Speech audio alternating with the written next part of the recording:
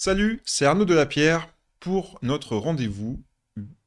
Aujourd'hui, on va braquer les projecteurs sur Bill Ackman, un investisseur américain qui a fait beaucoup parler de lui durant la période initiale de la crise du Covid-19. Son fonds a réussi une opération audacieuse, au point de marquer durablement la sphère financière. Tu te demandes comment il a orchestré une performance aussi spectaculaire?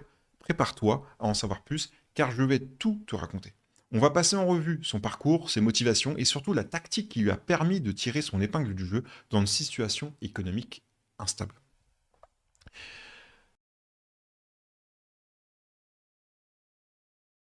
Bill Ackman est le fondateur de Pershing Square Capital Management, un fonds d'investissement basé à New York, connu pour ses positions tranchées sur certaines entreprises. Il a souvent fait la une des médias financiers avec des paris spectaculaires. Avant la crise sanitaire, il était déjà célèbre pour ses engagements musclés, que ce soit sur des chaînes de restauration ou des plateformes de fitness. Lorsque la tempête Covid-19 a éclaté, Ackman a senti que les marchés allaient s'affoler. C'est là qu'il a pris une position inhabituelle en achetant des instruments financiers protecteurs, misant sur une chute brutale des actions et des obligations liées aux entreprises. Son idée reposait sur un mécanisme d'assurance souvent appelé CDS, pour Crédit Défaut Swap. En gros, ce contrat permet de se protéger contre le risque de défaut d'une entreprise. Plus les marchés deviennent nerveux, plus la valeur de ce genre de contrat grimpe. Ackman a donc placé environ 27 millions de dollars sur ces titres dérivés, s'attendant à ce que la panique s'installe et que les investisseurs commencent à douter de la solidité de nombreuses sociétés. Le pari a porté ses fruits lorsque la crise a fait chuter les marchés et la valeur de ces CDS a pris une ampleur considérable. Je fais une petite parenthèse, on va continuer avec ce monsieur juste après, pour te recommander l'application NoTrade. Elle est disponible sur iOS et Android, gratuite et très pratique pour recevoir des signaux trading directement sur ton téléphone. Sa prise en main est hyper intuitive et tu peux configurer des alertes personnalisées pour ne rater aucune opportunité, de la bourse, de la crypto, absolument tout. Tu as même accès à une communauté d'utilisateurs qui partagent des analyses. Si tu cherches un moyen simple de suivre les fluctuations des marchés et de repérer des tendances, c'est un outil à essayer. Ça te dit quand acheter, quand vendre, quand ne rien faire. Et comme c'est gratuit, ça ne coûte rien de la tester et d'y jeter un œil. On revient à nos moutons. La mise initiale d'environ 27 millions de dollars s'est transformée en une plus-value d'environ, accrochez-vous, 2,6 milliards de dollars. Un gain phénoménal en seulement quelques semaines.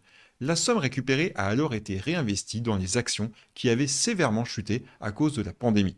Ackman estimait que certaines entreprises possédaient des fondamentaux solides, même dans cette ambiance économique morose. Il a ainsi pu rafler des parts à bas prix, pariant sur une reprise à moyen terme. Cette combinaison de protection avant la tempête, puis de rachat d'actions des côtés, a fait briller la réputation de l'investisseur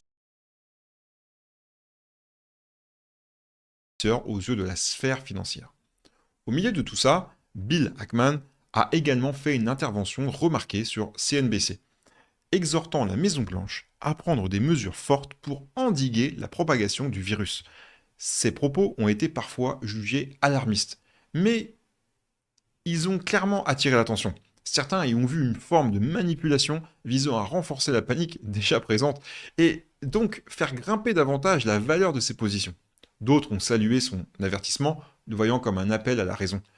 Quoi qu'il en soit, cette prise de parole publique a renforcé la notoriété d'Ackman et son statut d'investisseur à suivre. Cette stratégie a aussi soulevé bien des critiques, bien sûr.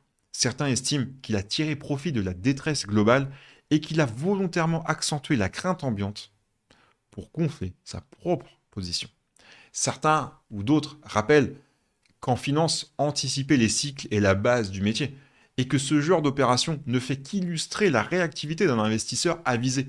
Il faut dire qu'Ackman n'en était pas à son coup d'essai. Il avait déjà connu des gains très importants et spectaculaires et des échecs retentissants par le passé. Le débat sur le rôle exact dans l'effondrement du marché reste donc ouvert. Pour comprendre la mentalité d'Ackman, il faut savoir qu'il se présente souvent comme un investisseur de conviction, loin du simple trading impulsif. Lorsqu'il croit en une idée, il y va à fond. Cette approche se reflète dans son parcours, où il a régulièrement misé de grosses sommes sur des scénarios précis, que ce soit du côté des ventes à découvert ou des achats massifs. Dans le cas de la crise Covid-19, il a mis en évidence qu'un événement sanitaire pouvait déclencher un emballement boursier gigantesque. Sa capacité à garder la tête froide et à prendre des décisions rapides lui a servi dans cette situation. De cette aventure financière, on peut retirer plusieurs enseignements. D'abord, la mise en place d'une couverture peut s'avérer très payante lorsque les marchés sont à leur pic et que la crainte commence à s'installer. Ensuite, la communication publique est un levier extrêmement puissant. Une simple déclaration médiatique peut redéfinir le sentiment d'un groupe d'investisseurs. Enfin, la capacité à réinvestir rapidement les liquidités dégagées peut faire toute la différence. Ackman a su combiner ces éléments pour dégager un profit historique dans cette situation. Cette opération lui a permis de renforcer son image d'acteur audacieux, toujours en quête d'opportunités, on peut le dire, uniques. Le timing était fondamental dans cette histoire. Ackman a acheté ses CDS juste avant le confinement généralisé et la fermeture de multiples secteurs. Quand les cours ont dégringolé, la valeur de ses contrats a explosé. Il a alors encaissé cette plus-value pour s'en servir comme trésor de guerre, prêt à être injecté dans des sociétés qu'il jugeait sous-valorisées. Cette réactivité a sidéré nombreux observateurs, persuadés que personne ne pouvait prévoir aussi précisément l'ampleur de la crise. À vrai dire, Ackman lui-même a admis avoir été surpris par la rapidité de l'effondrement. Mais sa méthode lui a permis de sortir vainqueur. D'autres géants de hedge funds ont également senti le vent tourner et misé sur des scénarios baissiers. Mais peu ont atteint l'ampleur de la réussite d'Ackman. Certains observateurs soulignent que c'est son audace, combinée à un flair stratégique, qui a fait basculer la situation en sa faveur. Il ne s'est pas contenté d'attendre une remontée, au contraire, il a profité du contexte en rachetant des titres malmenés. Cette double approche, protection puis investissement offensif, illustre à quel point une stratégie peut se déployer sur plusieurs volets. Rien n'a été laissé au hasard et le résultat est, on peut le dire, époustouflant.